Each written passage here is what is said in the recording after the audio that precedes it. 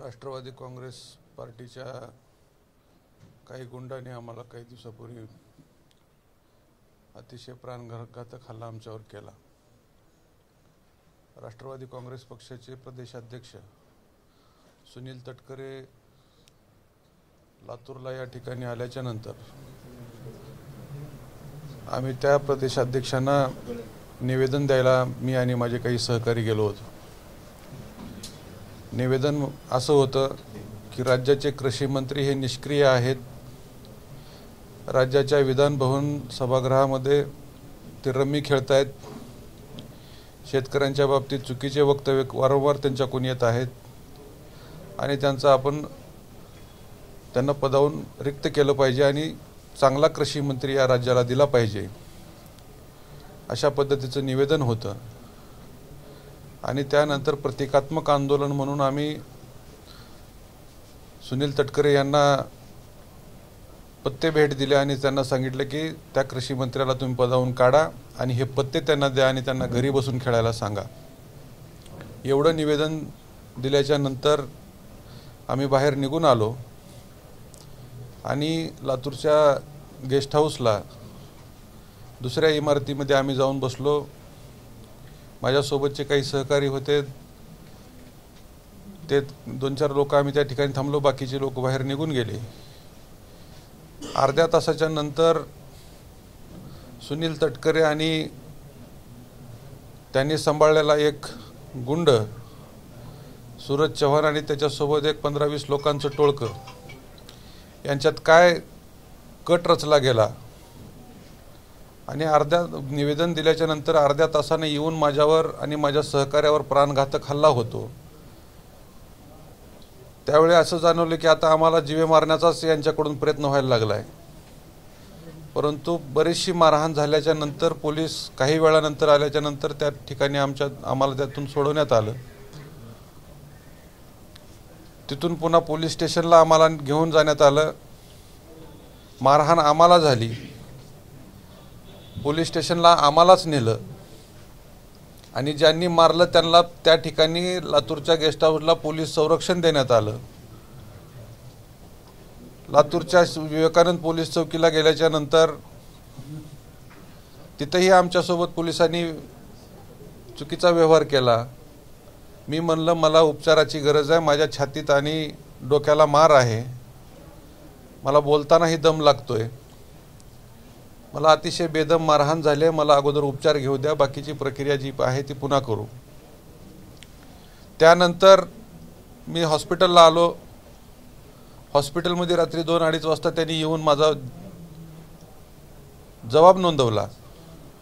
त्या जबाबात मी ज्या पद्धतीने सांगितलं त्या पद्धतीने ते जबाब त्यांनी घेतला नाही, किंवा घेतलाही असेल तरी किरकोळ कलम लावून त्या राष्ट्रवादीच्या गुंडांना नोटिसा देऊन सोडण्यात आलं। अतिशय प्राणघातक हल्ला, जीवे मारण्याचा प्रयत्न त्या लोकांनी केलेला असताना सुद्धा मला आणि माझ्या सहकाऱ्यांना त्यांनी मारलं। तरीही त्या लोकांवर कसलीही कारवाई होत नाही, किरकोळ कलम लावून त्या लोकांना सोडून देण्यात येतं। आणि त्यातला मुख्य आरोपी जो आहे सूरज चव्हाण, त्याला तर मध्यरात्री पहाटे बोलवून घेऊन जावयासारखं टेबल जामीन तात्काळ दिली जाते, तो रात्री पहाटे येतो काय, पहाटे निघून जातो काय। आम्हाला असं सांगण्यात आलं होतं की या आरोपींना पकडण्यासाठी लातूर पोलिसांनी 3 पथकं रवाना केलेले आहेत। 3 पथकं रवाना केलेले असताना मग तो आरोपी शरण कसं काय आला म्हणून तुम्ही सांगता, पोलिसांना शरण आला म्हणून सांगतात। हा सगळा बनाव होता। सरकार आणि लातूर पोलीस प्रशासन हे संपूर्णपणे त्या गुंडांना पाठीशी घालतंय, हा आमचा सरळ आरोप आहे। मी आता न्याय कुणाला मागायचा? अतिशय वाईट पद्धतीनं माझ्यावर आणि माझ्या सहकार्यावर त्यांनी हल्ला केला। आमची चूक काय होती? मला स्वतःला कुठं नोकरी द्या, पैसे द्या, राशन पाणी द्या म्हणून त्या ठिकाणी निवेदन घेऊन गेलेलो नव्हतो। राज्याच्या हिताचा व्यक्ती त्या पदावर बसला पाहिजे ही भूमिका आमची असताना मला आणि माझ्या सहकार्याला अतिशय वाईट पद्धतीने मारण्यात आलं. आता माझ्यासमोर एकच पर्याय उरलेला आहे. जर लातूर पोलीस प्रशासनाकडून मला न्याय मिळत नाही, आता 2 दिवसापासून मला सांगतात पूर्वनी जबाब घेऊन नोंदवून तुमचं जे काय म्हणणं आहे त्या पद्धतीने गुन्हा दाखल करू. अद्यापही माझ्याकडे पोलीस यायला तयार नाहीत. शेवटी मला आता राज्याचे उपमुख्यमंत्री अजितदादा पवार यांनाच जाऊन विचारायचं आहे की दादा आमचं चुकलं काय?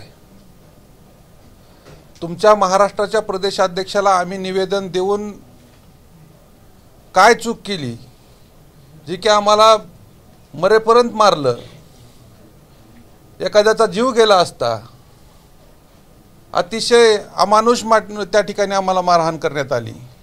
आमचा गुन्हा काय? दादा आम्हाला तुम्ही याचं उत्तर दिलं पाहिजे.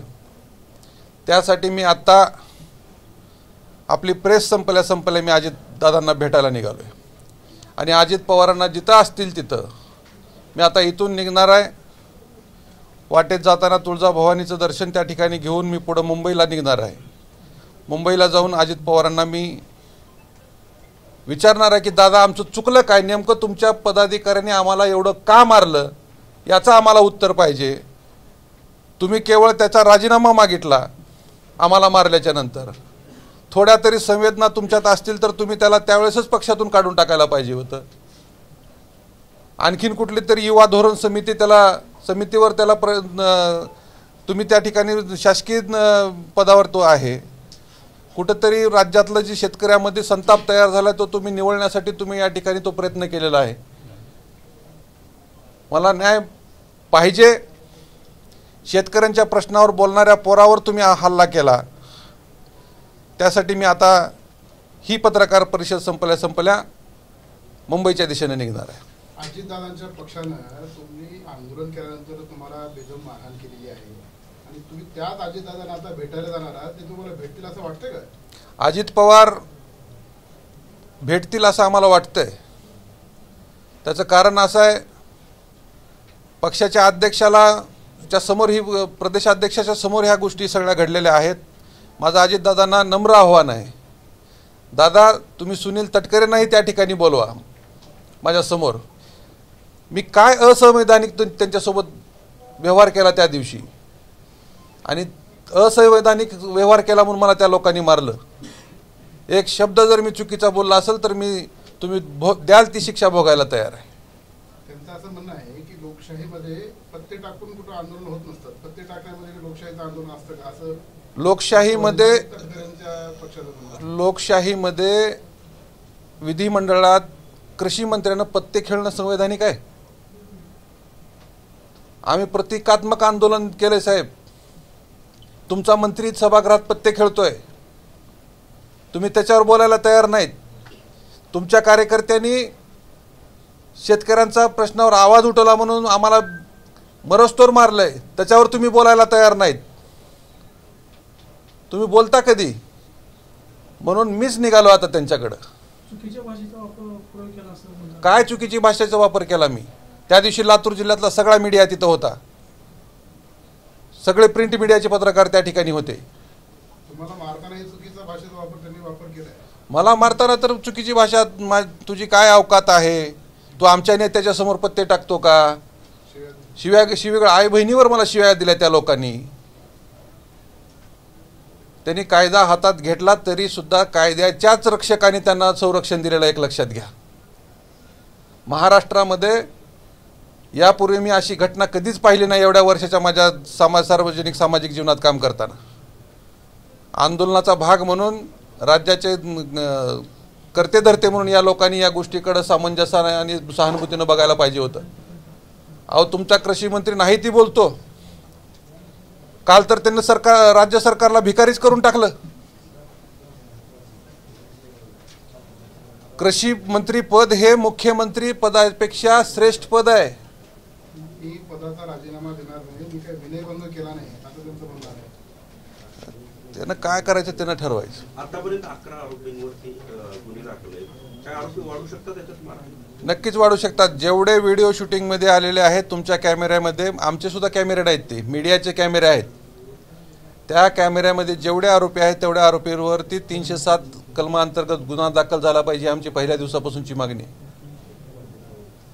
एवढं सगळं पोलिसांनी डोळ्यात देखत बघून सुद्धा तुम्ही गुन्हे दाखल केले नाहीत. किरकोळ कलम लावली, किरकोळ. पानटपरीच्या समोर जी भांडणं किरकोळ होतात तशा पद्धतीचे सुद्धा गुन्हे कलम लावले नाहीत. पहाटे 4 वाजता 3 वाजता तो सूरज चव्हाण येतो काय जावायासारखा, 5 मिनिटात पोलीस स्टेशनमधून बाहेर जातो काय. CCTV फुटेज आपण सगळ्या महाराष्ट्रानं बघितलंय त्याची. आणि अतिशय वाईट पद्धतीनं मारलेला असताना आमच्यावर आम्हालाच पोलीस स्टेशनमध्ये नेलं जातं आणि आम्हाला दाब दिला जातो. चुकीच्या पद्धतीनं आम्हाला दाब दिला जातो. हे आंदोलन करण्याची पद्धत आहे का? पोलिसांनी आम्हाला शिकवायचं आंदोलन करण्याची भाषा? अत्यंत दुर्दैवी आणि वाईट घटना ही. शेतकऱ्यांच्या मुलांना तुम्ही काय आवाहन करा? शेतकऱ्यांना काय आवाहन करा? शेतकऱ्यांच्या पोरांना मी एवढंच आवाहन करतो, आता आपल्याला सरकारसोबत लढायला तयार राहिलं पाहिजे. शेवटी आपल्या काबाड कष्ट करणाऱ्या मायबापाचा घामाचा आपल्याला या ठिकाणी बदला घ्यायचा आहे. अजितदादांनी जर वेळ तुम्हाला दिली नाही, मी मुख्यमंत्र्याला भेटणार. अजितदादांनी जर भेट नाही दिली, मी अजितदादांना का भेटायचं म्हणतोय? त्या पक्षाचे ते प्रमुख आहेत आणि मला अजितदादाकडून न्यायाची अपेक्षा आहे. नक्कीच भेटणार, मी मुख्यमंत्र्यांनाही भेटणार आणि ही दोघंही नाही भेटले तर मी राज्यपालाच्या दारात जाऊन बसणार आहे. चला, येतोय दादा.